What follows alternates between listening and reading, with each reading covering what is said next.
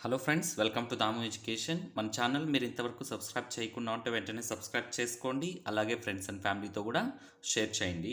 ఈరోజు మనము ఈ వీడియోలో టెట్ ప్రీవియస్ క్వశ్చన్ పేపర్స్ని వాటి ఆన్సర్స్ గురించి ఎక్స్ప్లెయిన్ చేస్తాము. చూసి మీరు హ్యాపీగా నేర్చుకోండి. అలాగే వీడియోలు నచ్చినట్టయితే లైక్ చేయండి. సో ఇక్కడ తెలుగు మీడియంలో ఫస్ట్ పేపర్ మనం తీసుకుంటున్నాం అనమాట. తెలుగు మీడియంలో అన్నీ ఉంటుంది. సో ఇక్కడ ఈ వీడియోలో చైల్డ్ డెవలప్మెంట్ అండ్ పెడగాగి గురించి చెప్తాము. ఇంకా తెలుగు, ఇంగ్లీష్, మ్యాథ్స్, ఈవీఎస్ కూడా మన సిరీస్లో ఉంటాయి, చూసి నేర్చుకోండి. సో ఫస్ట్ బిట్ ఏంటి ఇక్కడ? For observing the behaviour of his students, the teacher himself involved as a player in a game played by the students. So this type of observation, so దాని ఏమంటున్నారంటే participatory observation, general observation, non participatory observation, macro observation. So ఇక్కడ మనం observe చేస్తే teacher చూస్తే మనకు teacher involvement ఉంది కాబట్టి participatory observation అనేది మొదటిది తీసుకుంటాం. ఆన్సర్ ఏంటి? First one. తెలుగులో చూద్దాం. తన విద్యార్థుల ప్రవర్తనను పరిశీలించాలనుకున్న ఉపాధ్యాయుడు విద్యార్థులు ఆడుతున్న ఆటలో తాను ఒక ఆటగాడిగా పాల్గొన్నాడు. ఈ పరిశీలన రకం ఏంటి? సంచరిత పరిశీలన. ఫస్ట్ వన్ అనమాట. సో ఫస్ట్ వన్కి మనము ఇలా డాట్ వేసుకున్నాం. నెక్స్ట్ సెకండ్ వన్ ఏంటో చూద్దాం. సో సెకండ్ వన్ ఏంటి? సో ఇక్కడ one of the following statements is true. So first one, development is a short term process. There are no individual differences in development. Development is not uniform in all the developmental stages. Development is not predictable. So క్రింది వాటిలో సరైన ప్రవచనం. So వికాసం స్వల్పకాలిక ప్రక్రియ. వికాసంలో వైవ్యక్తిత భేదాలు ఉండవు. వికాసం అన్ని అభివృద్ధి దశల్లో ఒకే విధంగా ఉండదు. వికాసాన్ని ప్రాకృతీకరించలేము. సో సరైన ప్రవచనం ఏమి అంటే మనకు development is not uniform in all the developmental stages. So ప్రతి డెవలప్మెంట్లోనూ మనం ఖచ్చితంగా డెవలప్ అయిపోతాము, అదే విధంగా డెవలప్ అవుతాం అనేది చెప్పలేము మనం. సో అది అనమాట వికాసం. థర్డ్ వన్ వస్తుంది. సో ఏమొస్తుంది? వికాసం అన్ని అభివృద్ధి దశల్లో ఒకే విధంగా ఉండదు. Third one. Next bit. The third stage in order of language development is babbling stage, prelingual stage, language comprehension stage, sound imitation stage. So భాషా వికాస దశల వరుస క్రమంలో మూడవ దశ ఏంటి? సో మూడవ దశ ఏమొస్తుందంటే ముద్దు మాటల దశ, ప్రాగ్భాష దశ, భాషావగాహన దశ, శబ్దానుకరణ దశ. సో ఇక్కడ మనకు శబ్దానుకరణ దశ వస్తుందన్నమాట, సౌండ్ అనమాట. So sound imitation stage. So ఇప్పుడు ఏమొస్తుంది? ఫోర్త్ వన్ వస్తుందన్నమాట. థర్డ్ బిట్కి ఫోర్త్ వన్ వస్తుంది. సో ఇది third one. Next fourth bit చూద్దాం. One of the following techniques is not mentioned by Sigmund Freud for dwelling out the repressed unconscious feelings. So free association, gesturalism, dream analysis, hypnosis. దమనం చేయబడిన అచేతనంలోని భావాలను వెలికి తీయడానికి Sigmund Freud చే చెప్పబడిన technique. ఏ టెక్నిక్ చెప్పబడింది? సో దమనం చేయబడిన అచేతనంలోని. సో ఫోర్త్ వన్ ఏమొస్తుంది మనకు? సమగ్రాకృతి సెకండ్ వన్ అనమాట. ఇక్కడ గెస్చులటిజం. సో సెకండ్ వన్ సమగ్రాకృతిని గెస్చులటిజం అంటారు. Next fifth bit. The study that supports the influence of heredity on development of an individual. So fifth bit. Person, Darwin family, Freeman, Milton Truth, Kodak, Foster children, Gordon, Gibbsy children. వ్యక్తి వికాసంపై ఆనువంశికత ప్రభావాన్ని సమర్థించే అధ్యయనం ఏమొస్తుందంటే మీకు Pearson Darwin కుటుంబం. So ఇది వస్తుందన్నమాట. వ్యక్తి వికాసంపై ఆనువంశికత ప్రభావాన్ని సమర్పించే అధ్యయనం. సో ఫస్ట్ వన్ వస్తుంది. ఏమది? First one Pearson Darwin's family. Next ఇక్కడ sixth question. The following is a play that is set to be the first social activity of child with his friends. First social activity child with his friends. Solitary play, parallel play, cooperative play, arrogant play. పిల్లలు వారి స్నేహితులతో జరిపే మొదటి సాంఘిక కృత్యంగా చెప్పబడే క్రీడా రకం. So ఆరో bit మనకు ఏమొస్తుందంటే ప్యారలల్ ప్లే అనేది వస్తుంది. ఏకాంతర క్రీడ అంటే ఒకరే, సమాంతరం అంటే అందరితో ఈక్వల్గా, సహకార క్రీడ, దౌర్జన్య క్రీడ. సో మనకు ప్యారలల్ ప్లే అనేది ఆన్సర్ వస్తుందన్నమాట. సో సెకండ్ వన్ సమాంతర క్రీడ, parallel play, second one answer వస్తుంది. Next, according to instincts and its corresponding emotions the following is the right pair. parental urge anger, curiosity fear, law for spirit activeness, structure abhorrence. సహజాతాలు వాటి ఉద్వేగాలకు సంబంధించి సరి అయిన జత. So ఇప్పుడు మనకు సరైన జత ఏది వస్తుందంటే మాతృప్రతిత్వ ప్రవృత్తి, కోపం, కుతూహలం, భయం, నవ్వు, ఉత్సాహం, నిర్మాణం, జుగుప్స. So laughter spirit activeness third one వస్తుందన్నమాట. మనకు సెవెంత్ వన్కి నవ్వు, ఉత్సాహంతో కూడి ఉంటుంది. సో ఇది next bit. Next eighth bit చూద్దాం. సో ఎయిత్ వన్ ఏంటి, lack of concept of. So ఇక్కడ మనకు చూస్తే lack of concept of irreversibility is related to this stage of. So this stage of ఏమది, Piaget's cognitive development. Eighth one పియాచే సంజ్ఞానాత్మక వికాస దశల్లో అవిపర్యాత్మక భావనాలోపం ఈ దశకు సంబంధించినది. Eighth one. సో మనకు ఆన్సర్ తెలుసు ఏది చూడండి, sensory motor stage, pre operational stage, concrete operational stage, formal operational stage. ఇంద్రియ చాలక దశ, పూర్వ ప్రచాలక దశ, మూర్త ప్రచాలక దశ, అమూర్త ప్రచాలక దశ. మనకు ఎయిత్ వన్కి ఆన్సర్ ఏమొస్తుందంటే సెకండ్ వన్ వస్తుంది, పూర్వ ప్రచాలక దశ, pre operational stage. Next ninth one, the present performance of an individual that shows the future achievement is interest, attitude and performance. వ్యక్తి యొక్క భవిష్యత్తు సాధనను సూచించే ప్రస్తుత నిష్పాదన. నైన్త్ వన్కి ఏమొస్తుంది అంటే మనకు అభిరుచి, సహజ సామర్థ్యం, వైఖరి, నిష్పాదన. సో యాప్టిట్యూడ్ అని అనమాట, సహజ సామర్థ్యం. సో ఇది వ్యక్తి యొక్క ఫ్యూచర్ని డిసైడ్ చేస్తుంది. So second one aptitude. Next question, the stage of obedience for avoiding punishment is in this level of, so Kohlberg's moral development, pre-moral or pre-conventional, conventional moral level, self-accepted moral or late conventional level, natural moral level. So దీన్ని తెలుగులో చదువుతాం. శిక్షలు తప్పించుకోవడానికి విధేయత దశ క్రింది Kohlberg నైతిక వికాస స్థాయికి చెందును. ఏది వస్తుందో చూద్దాం. పూర్వ నైతిక లేదా పూర్వ సంప్రదాయ స్థాయి, సంప్రదాయ నైతిక స్థాయి, స్వీయ ఆమోద నైతిక లేక ఉత్తర సంప్రదాయ స్థాయి, సహజ నైతిక స్థాయి.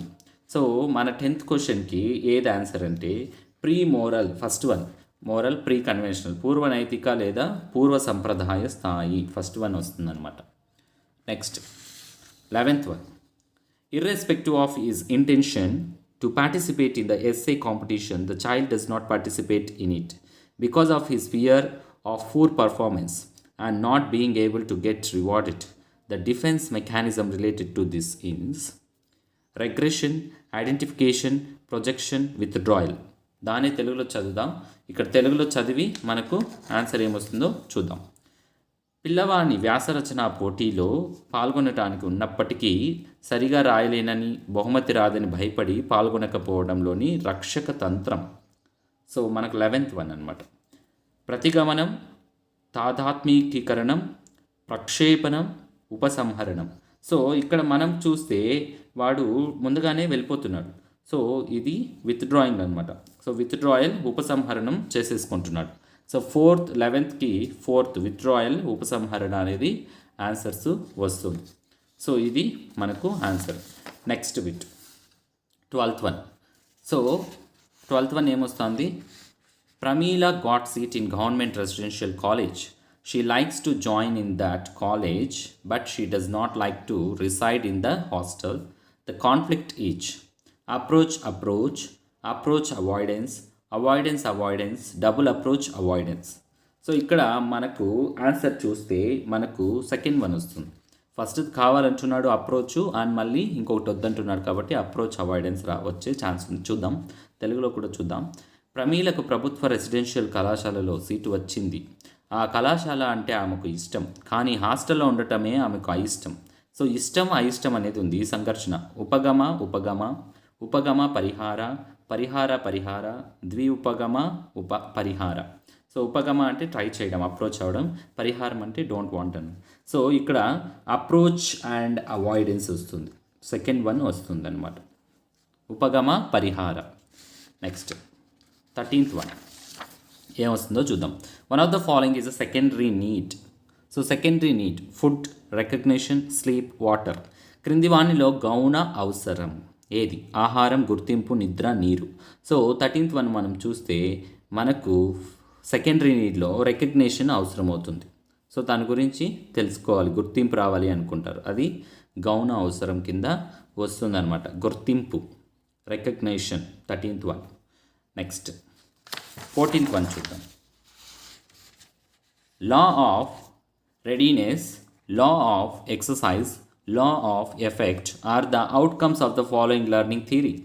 Insight theory of learning, trial and error theory of learning, classical conditioning theory, operant conditioning theory. So తెలుగులో చూస్తే సంసిద్ధతా నియమం, అభ్యాస నియమం, ఫలిత నియమాలు క్రింది సిద్ధాంతం యొక్క ఫలితం.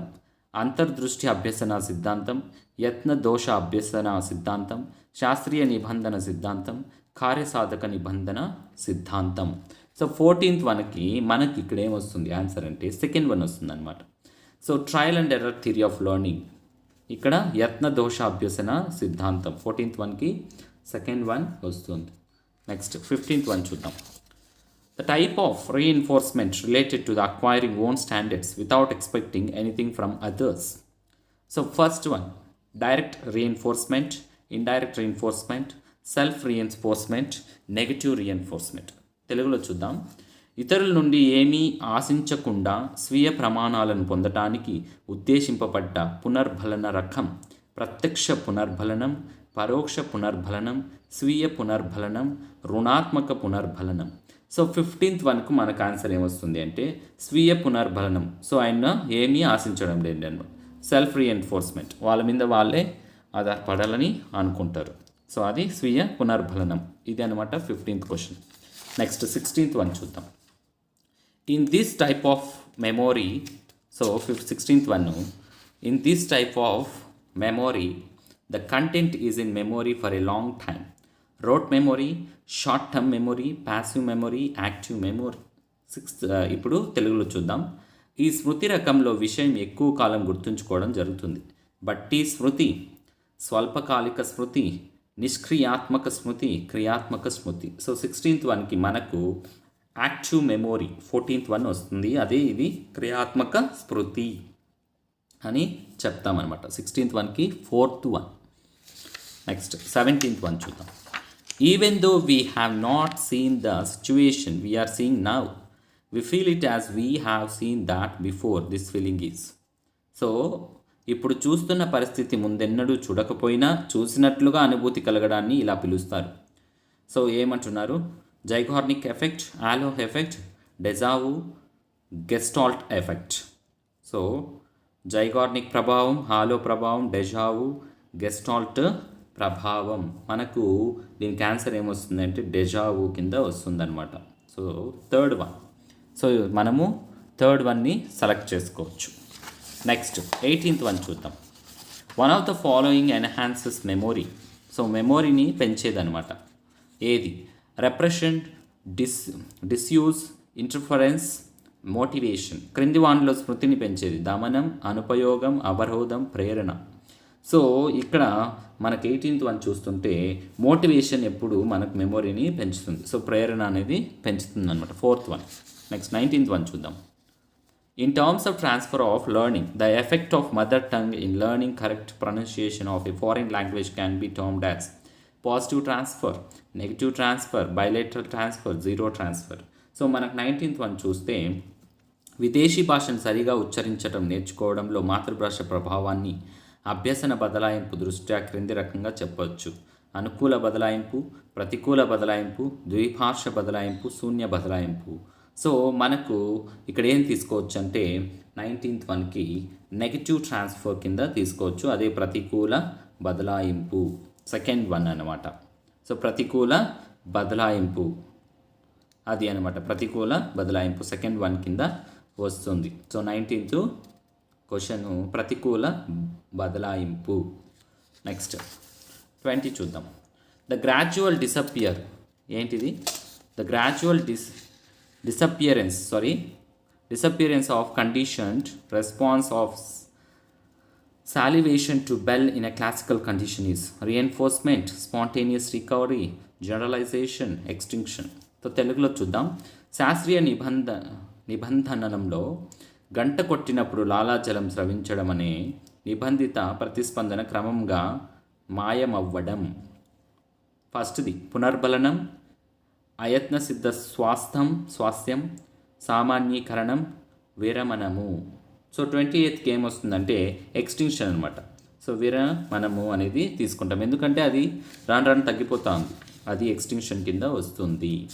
Next 21. One of the following is a reason for mental ill health in students: pleasant school atmosphere, overburdened learning programs, flexible examination system, healthy habits of students. So ఇక్కడ విద్యార్థులలో మానసిక అనారోగ్యానికి కారణం ఆహ్లాదకరమైన పాఠశాల వాతావరణం, శక్తికి మించిన అభ్యసన కార్యక్రమాలు, సో నమ్యత గల పరీక్షా విధానం, విద్యార్థుల ఆరోగ్యకర అలవాట్లు. 21 ఏమొస్తుందంటే ఓవర్ బర్డెన్ లెర్నింగ్ ప్రోగ్రామ్స్, శక్తికి మించిన అభ్యసన కార్యక్రమాలు చేస్తే వాళ్ళకు మానసిక అనారోగ్యానికి కారణం అవుతుందన్నమాట. నెక్స్ట్ 22 చూద్దాం. According to Bandura, the first item in the process of social learning is retention, reproduction, attention, reinforcement. Bandura ప్రకారం సాంఘిక అభ్యసన ప్రక్రియలో మొదటి అంశం ఏది? సో 22 బిట్ మనకేం ఆన్సర్ వస్తుందంటే ధారణ, పునరుత్పాదకం, అవధానం, పునర్బలనం. సో 22కి ఆన్సరు ఆబ్వియస్గా ఇట్ ఈస్ అటెన్షన్, అవధానం అనేది వస్తుందన్నమాట. Next 23. The following is not related to Bruner's theory of instruction. So Bruner theory of instruction: readiness, analysis, content construction, serial order. So 23కి మనకి ఏది వస్తుంది? 2 అనాలిసిస్ అనమాట. చూద్దాం. క్రింది వాన్లో ఒకటి బ్రూనర్ బోధనా సిద్ధాంతానికి సంబంధించినది. విశ్లేషణ, అనాలిసిస్. సో 23కి ఏమొస్తుంది? అనాలిసిస్, అదే విశ్లేషణ అవుతుందన్నమాట. నెక్స్ట్ 23 అయిపోయింది. నెక్స్ట్ 24th బిట్ చూద్దాం. There are 151 students. సో మనకి ఇక్కడ ఏమొస్తుందంటే there are 151 students in a primary school. As per RT Act 2009, the number of teachers to be placed in the school. So 151 students ఉంటే ఎంతమంది ఉండాలి? 5 primary teacher, 1 science teacher, 4 primary teachers, 1 language teacher, 4 primary teachers, 1 head teacher, 5 primary teachers, 1 head teacher. తెలుగులో చూద్దాం దీన్ని. 24th bit. So ఒక ప్రాథమిక పాఠశాలలో 151 మంది పిల్లలు, 151 మంది పిల్లలు ఉన్నారు. విద్యా హక్కు చట్టం 2009 ప్రకారం ఆ పాఠశాలలో ఉండాల్సిన ఉపాధ్యాయుల సంఖ్య 5 ప్రాథమిక ఉపాధ్యాయులు, 1 సైన్స్ ఉపాధ్యాయుడు, 4 ప్రాథమిక ఉపాధ్యాయులు, 1 భాష ఉపాధ్యాయుడు, 4 ప్రాథమిక ఉపాధ్యాయులు, 1 ప్రధాన ఉపాధ్యాయుడు, 5 ప్రాథమిక ఉపాధ్యాయులు, 1 ప్రధాన ఉపాధ్యాయుడు. సో దీని ప్రకారం మనకు ఏం చేయాలంటే 24th 4 అనమాట. So 5 primary teachers, 1 head teacher, అది answer. Next, as per NC of 2005, the general aspect which is physical inconvenience to children. So ఇది ఇన్కన్వీనియన్స్ టు చిల్డ్రన్ ఏదది? Caring school staff, proximity in availability of school, well equipped toilets, over burden school bags. So తెలుగులో చూద్దాం. NCF 2005 ప్రకారం పిల్లలకు భౌతికంగా అసౌకర్యం కలిగించగల సాధారణాంశం: 1 సంరక్షించే పాఠశాల సిబ్బంది కాదు, సమీపంలో పాఠశాల కాదు, సౌకర్యవంతమైన టాయిలెట్లు కాదు, బరువైన పుస్తకాల సంచులు బరువైన పుస్తకాల సంచులు, over burden school bags. Next 26th చూద్దాం. సో 26 చూస్తే in this leadership style is nominal and the members enjoy complete freedom and take final decisions by themselves. So democratic, autocratic, so ఇది లైసెన్స్ ఫైర్, మిక్స్డ్. తెలుగులో చూద్దాం. ఈ నాయకత్వ శైలి యందు నాయకుడు నామమాత్రంగా ఉంటాడు. సభ్యులు పూర్తి స్వేచ్ఛను కలిగి ఉండి తుది నిర్ణయాలు తమకు తామే తీసుకుంటారు. సో 1 ప్రజాస్వామ్యం, నిరంకుశ, జోక్యరహిత, మిశ్రమ. సో 26కి మనకేమొస్తుందంటే 26 లైసెన్స్ ఫెయిర్. సో జోక్యరహిత, థర్డ్ వన్ అన్నమాట. Next the type of counselling process proposed by Carl Rogers is. So Carl Rogers అనొచ్చు. Directive counselling, non directive counselling. So ఇదేంటిది? Electric counselling, eclectic, dominant counselling. So 27 మనకు non directive counselling వస్తుందన్నమాట.